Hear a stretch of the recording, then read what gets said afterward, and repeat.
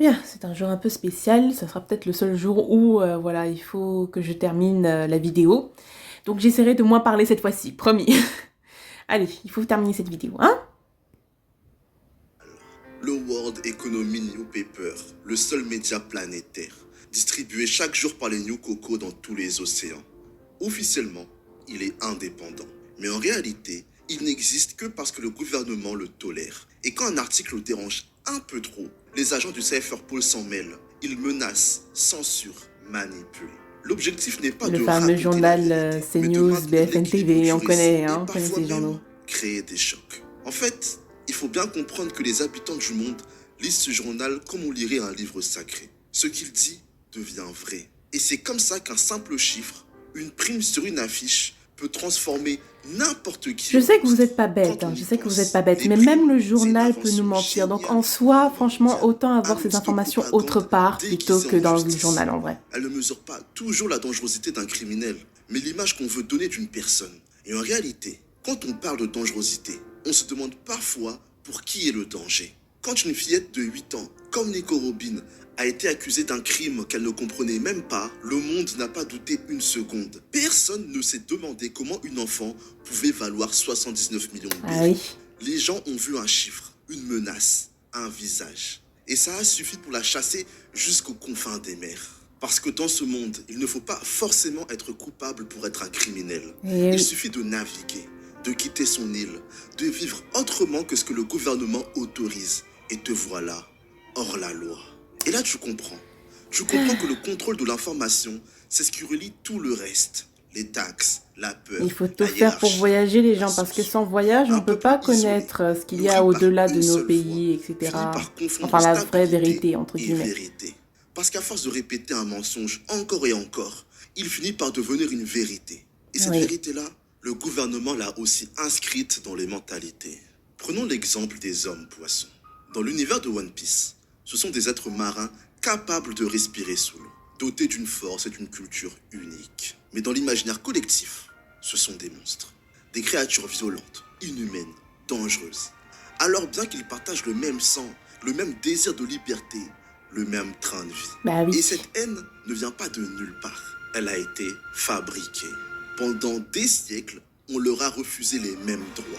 On les a repoussés dans les profondeurs et vivent au fond de la mer, là où la lumière est à peine perceptible. On leur a appris qu'ils ne valaient pas mieux que des esclaves. Et le pire, c'est que le reste du monde y a cru, parce que c'est ce qu'on leur a toujours raconté. Alors bien Voilà. que dans ce même monde, aucun peuple ne ressemble à un autre.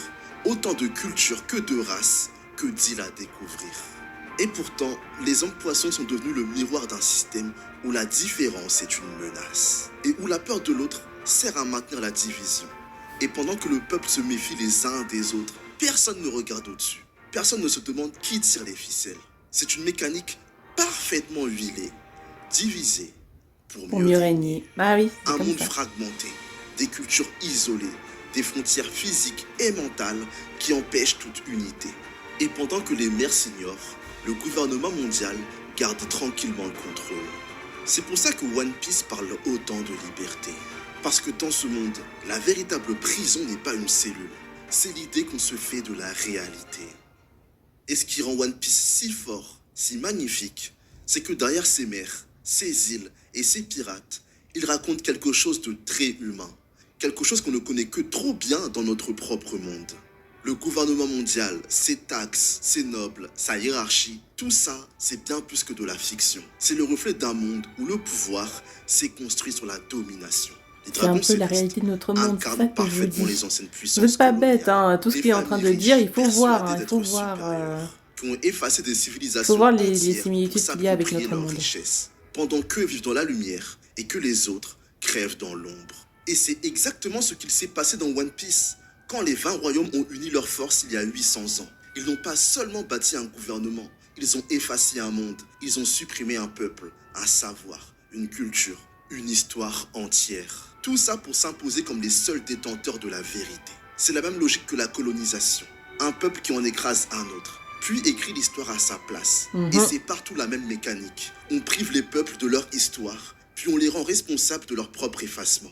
Dans le monde de One Piece, Oh, comme dans le on se nôtre, fait les victimiser. On se peuples fait pas jugés victimiser, c'est inférieurs juste la n'ont pas vérité en leur place fait. dans l'histoire Parce que si on n'en officielle. parle Ils pas, n'existent que dans les pages, dans bah, les on peut contes, pas dans les recréer mythes. notre Et propre c'est pour ça histoire. que C'est des ça le personnages truc. comme C'est pas de Nico la Robin ont victimisation, autant c'est de juste poids essayer de symbolique. recréer notre Ils propre ne cherchent histoire. pas juste à trouver le One Piece, ils cherchent à rendre leur histoire au monde. Comme on l'a vu jusqu'ici, le contrôle du monde de One Piece ne repose pas seulement sur la force ou la peur. Il repose sur quelque chose de bien plus subtil, le récit.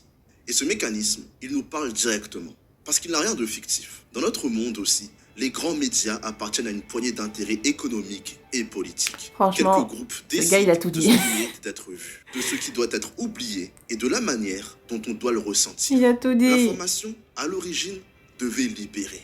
Les journalistes étaient censés être les contre-pouvoirs, des voix capables de révéler ce que le pouvoir voulait cacher. Mais avec le temps, cette mission s'est transformée. Les rédactions sont devenues des entreprises. Les unes doivent plaire pour vendre. Et les journalistes, souvent, ne cherchent plus la vérité, mais le récit qui fonctionne. Alors on hiérarchise, on simplifie, En sachant que on mentalement, les gens sont dramatise, plus on intéressés montre ce par qui les choque, problèmes, on ignore entre ce qui guillemets, le dérange. mal, Et etc., quand il que faut, par tout ce qui on se passe manipule. bien, On etc. détourne l'attention d'un scandale avec un autre. On monte C'est de les la peuples manipulation les uns mentale contre aussi. les autres, en parlant de menaces, d'ennemis, de crises permanentes.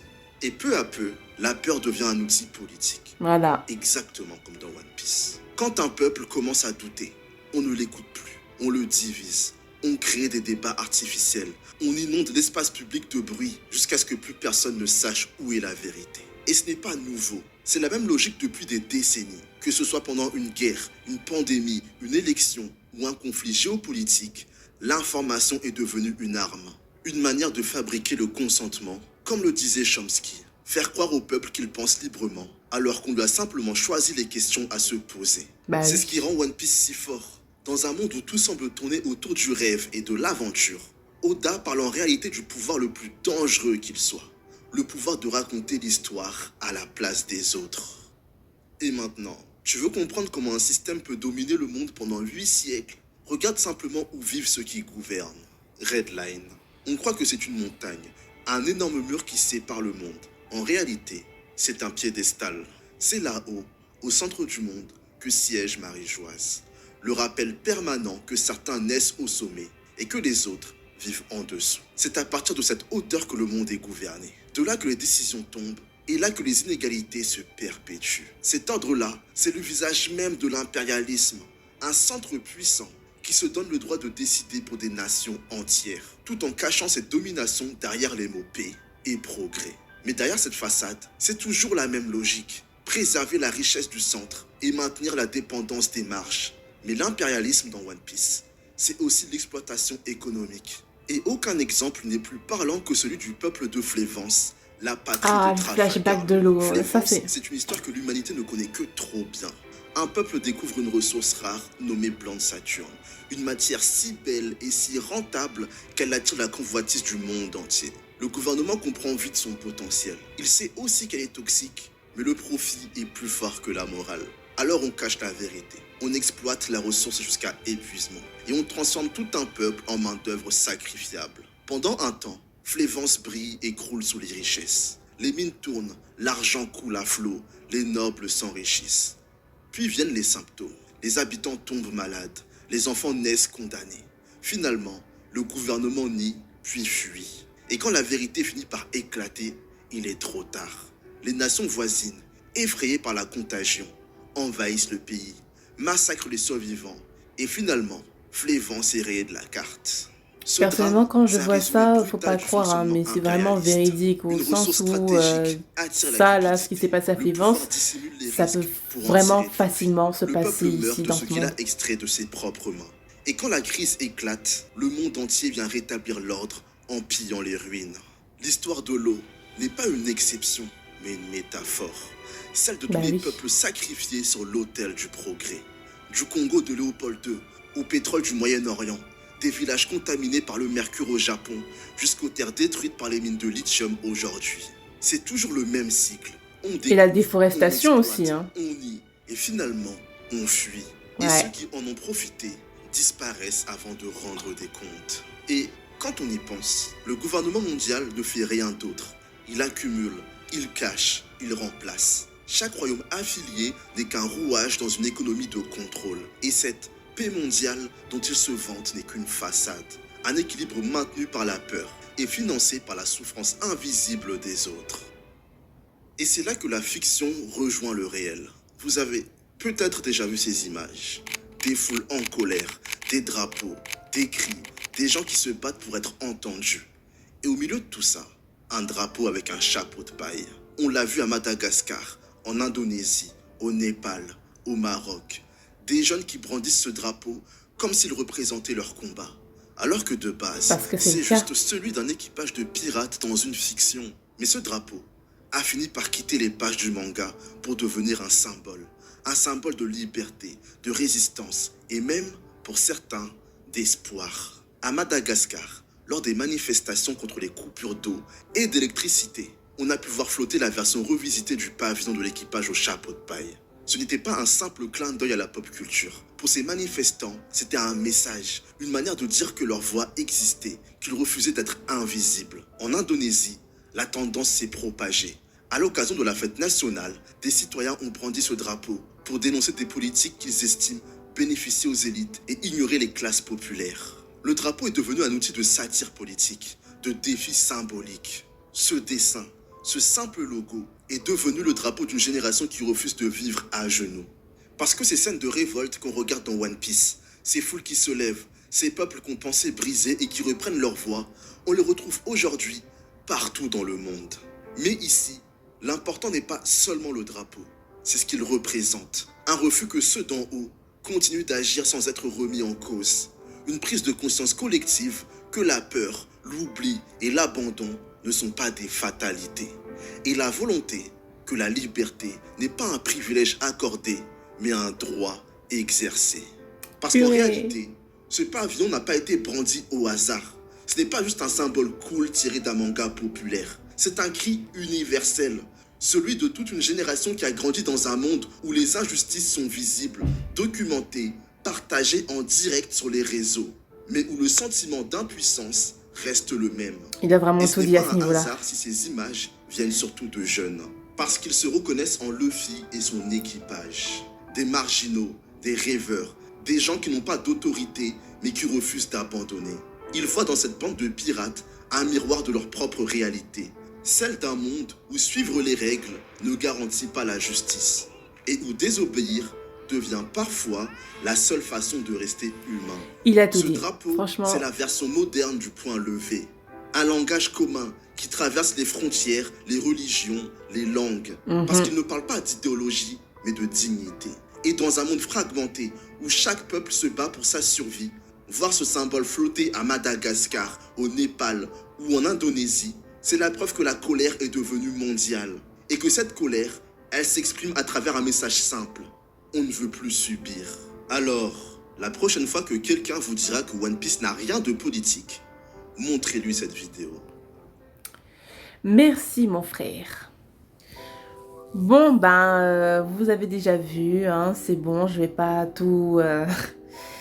Donc voilà, c'est ce que je voulais vous montrer comme vidéo. Hein. J'apprécie beaucoup parler un peu de One Piece dans le domaine un peu politique, etc. Vous avez déjà compris, hein, voilà, je vais pas vous faire le topo, vous n'êtes pas bêtes non plus, hein, je le sais très bien. Voilà, vous êtes des gens très intelligents. Tout ce qu'il a dit là, c'est véridique. Hein.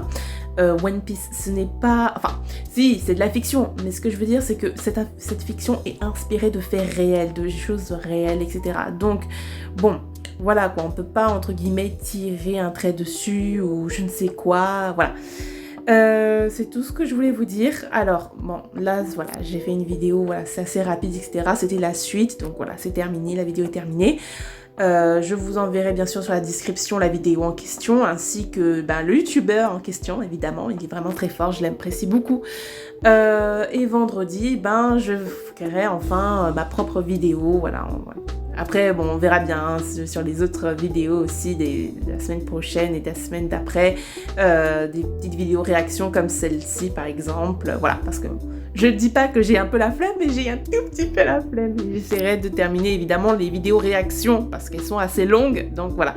à chaque fois que j'arriverai pas à, entre guillemets, terminer une vidéo réaction, ben je prendrai le jour mercredi pour terminer, faire une partie 2 ou une partie 3, on verra bien.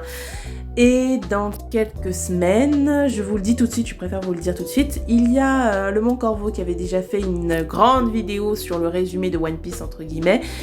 Et ben je ferai ça, voilà, on fera partie par partie, la vidéo en question, ou plutôt les vidéos parce qu'il y aura plusieurs parties, tiendront plus d'1 heure, je suis sincèrement désolée. Donc voilà, au moins une 40aine de minutes, une 50aine de minutes, je verrai bien. Ça sera des vidéos assez longues, etc., de réaction. Pourquoi je fais ça? Parce que ben voilà quoi, on fait partie par partie. Je sais plus s'il va y en avoir 3 ou 4 parties, un truc comme ça au moins ça sera fait. Hein. Les gens qui ne voudront pas faire 4 heures, 1 heure de vidéo pour One Piece, ben voilà, vous avez le droit de regarder mes vidéos à la place. Pas de problème, donc je ferai ça. C'est à peu près tout. Hein. J'espère que vous avez passé une bonne après-midi, mercredi, voilà, une bonne journée ou une bonne soirée, ça dépend de quand est-ce que vous regardez la vidéo.